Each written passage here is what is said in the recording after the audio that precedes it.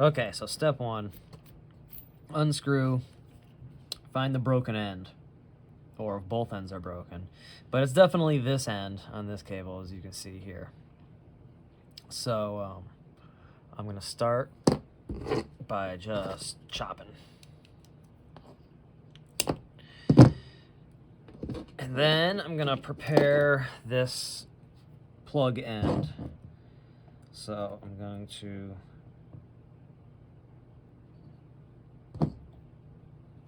try to bend out these tabs that I squeezed in when I put this cable together.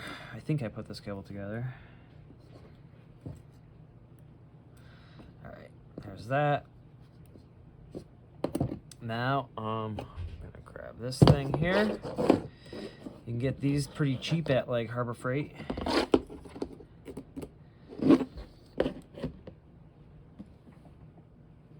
All right.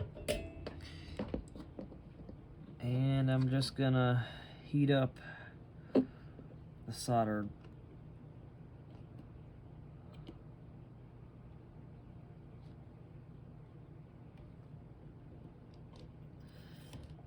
Wow, okay, there's that. So I'm gonna suck some of this solder out while it's still warm. So we definitely don't need that much. And I'll try to open up this hole.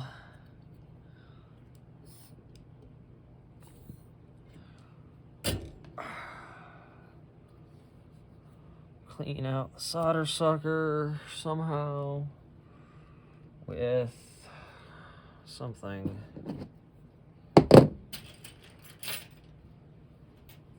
Paper clip. No, I have a better idea. All right, if your solder sucker is clogged, I'm using a 50 thousandths Allen wrench. Just stick it in there.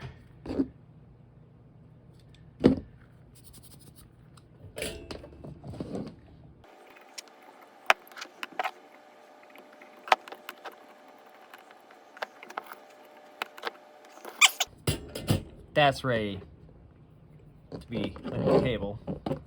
Now we need to get the cable end ready, and first we want to make sure that our insulation thingy here and our end are on the cable.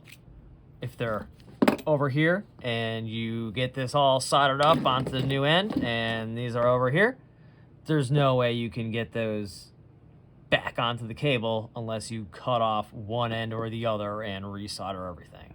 So if you're cutting the end off of one, leave that on the cable, shove it down so far that it's not gonna fall off, and then it will be there when you're ready to put it back together later. So now we have to strip this outside jacket, which is not really an easy way. You can use a razor blade. You can use the inside of these cutters like this. Gently, because you don't want to do that right there, see? And cut the ground braid, copper braid, see? We only have a little bit left because I chopped it all off. Horrible. So, try again. Be gentler this time. Just enough. See, that time we didn't get quite all the way through, but that's okay because we can, kind of yank on it a little bit. There. And there's our copper braid. So we're gonna gather all that up and twist it all together nice and tight, like that.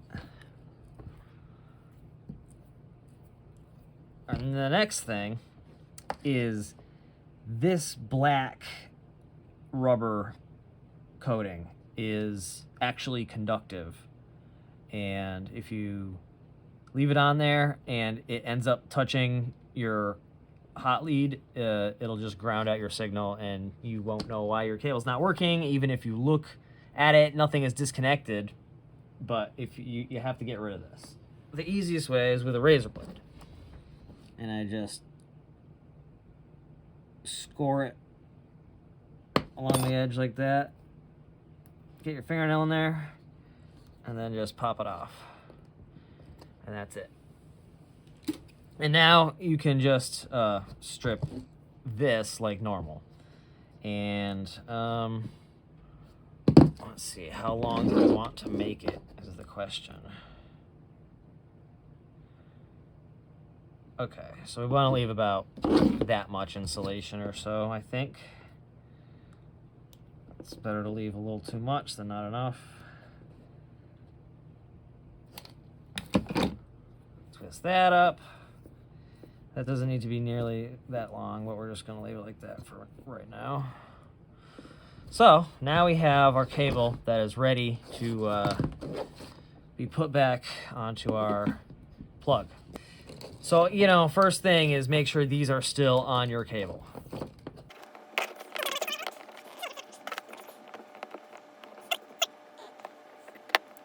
Okay, so here we go. I'm going to do the hot lead first. I'm just gonna put it in through the top. And so the part that breaks is right here, and there's really nothing you can do about it. But I'm just gonna fold that over on the top just like that. Squeeze it so it's good and on there, and you know, I'm gonna squeeze this at the end there too. Now, let's see, make sure this soldering iron tip is nice and clean. And we are going to heat it up. Can you see from that angle? We're going to heat it up for a sec, and then we're going to poke the solder into it. I try not to put too much solder into the tip of the iron. I wait till the metal itself gets hot enough to suck it in on its own like that. And that's probably more than enough. And make sure some is in the wire. I think it's good. And now the insulation starts melting because I stayed there too long, got a little too close to it. But it's okay. It's fine. And then we are going to trim down this ground lead. You do not need it to be that long. Probably don't even need it to be that long. That's enough. And so before I solder this in, I like to make sure that it's all gonna fit. I got the ground lead twisted braided shield. It's down, it's touching, so I can just heat it up here and feed the solder into it when it gets hot, which that's still heating up.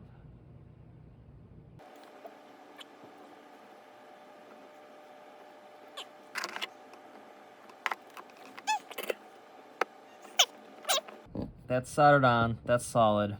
I feel like I got it a little close to our clamp here, but I think there's still enough space that everything's fine. So now I'm gonna squeeze this clamp back closed.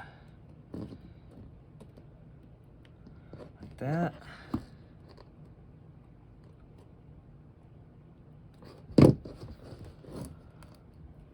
And that should be good. And now we're going to slide our insulation back over, and then our shield handle, plug handle thing back over, and then it's done. And hopefully it works. All right, let's try it out. I'm sorry. Tube amp guys, I know. I swear I'm still a tube amp guy. But this is how I practice.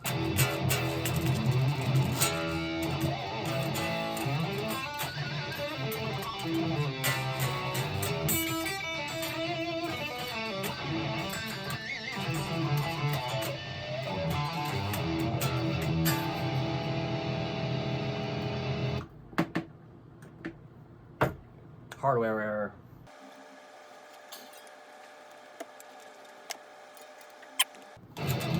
Okay, so that's a different cable that's not working. That's the USB-B connector on the back of the PreSonus audio box. That's not the cable we just fixed, which is solid on both ends. Cool. Take it easy.